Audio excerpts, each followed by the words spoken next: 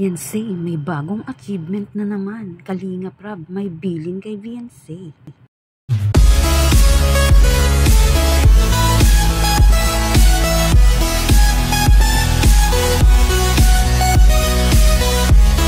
Beyonce, may bagong achievement na naman. Kalingap Rab, may bilin kay Beyonce. Kamusta po mga kalingap? Muling nagbabalik ang inyong lingkod, mini vlog. Naghahatid ng update tungkol sa mga kalingap. Kung bago ka pa lang sa aking channel, mag-subscribe na at huwag kalimutang mag-like para lagi kayong updated sa aking mga videos.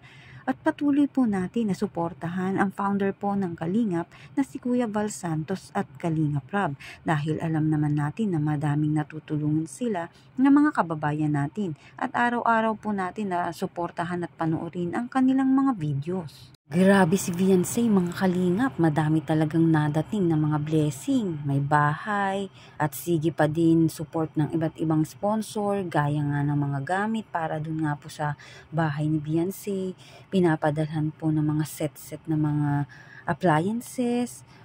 Pag talaga namang marunong kang makisama at mabait ka, ay talaga namang pinagpapala. Ganon din ang mga magulang ni Beyonce ay mabubuti. Kaya nga po marami talagang sumusuporta dito nga po kina Beyonce.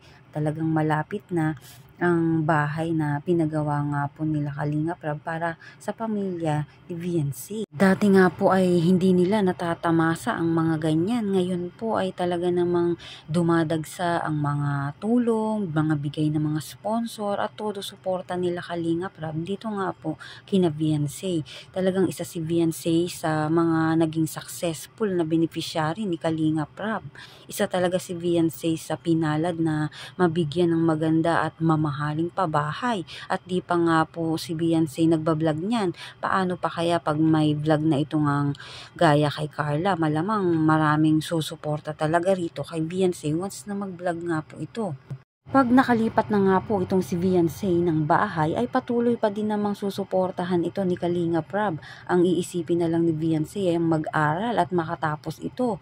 Yung kanilang love team, isa rin po yun na ginagawa. Kaya talagang napakaswerte ni Beyonce na pinapalitan din naman niya ng kabutihan na ipinapakita niya kina Kalingap Rab upang hindi nga po masayang mga itinutulong nito sa kanila. Dito naman nga po tayo, pag-usapan naman natin ang mga nambabash nga po rito kay Beyonce. Ang dami nga pong naiinggit kay Beyonce na dapat nga po masaya tayo para sa kanya. Ang mapapayo ko naman nga kay Beyonce ay hayaan niya na lang ang mga basher na yon.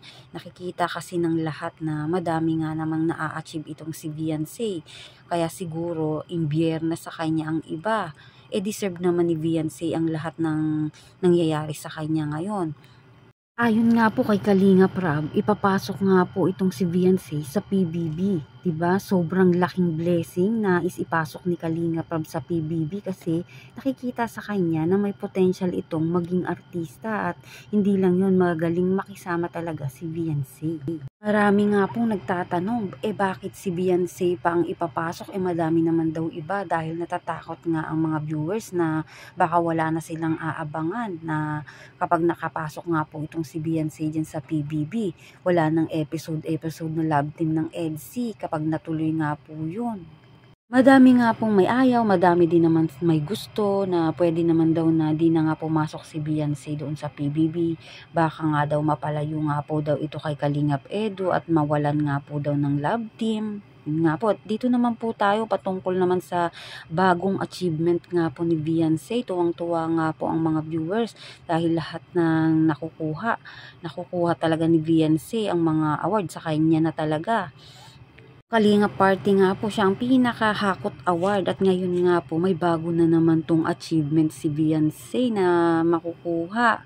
Bagong achievement na naman nga ni Beyonce, ALM Ball na si Kalingap Rab nga po ang nagsabi na sana nga daw, ang payo nga nito kay Beyonce, na sana nga daw wag bumitaw gaya na ng nangyari kay Erica, bigla na lang umalis.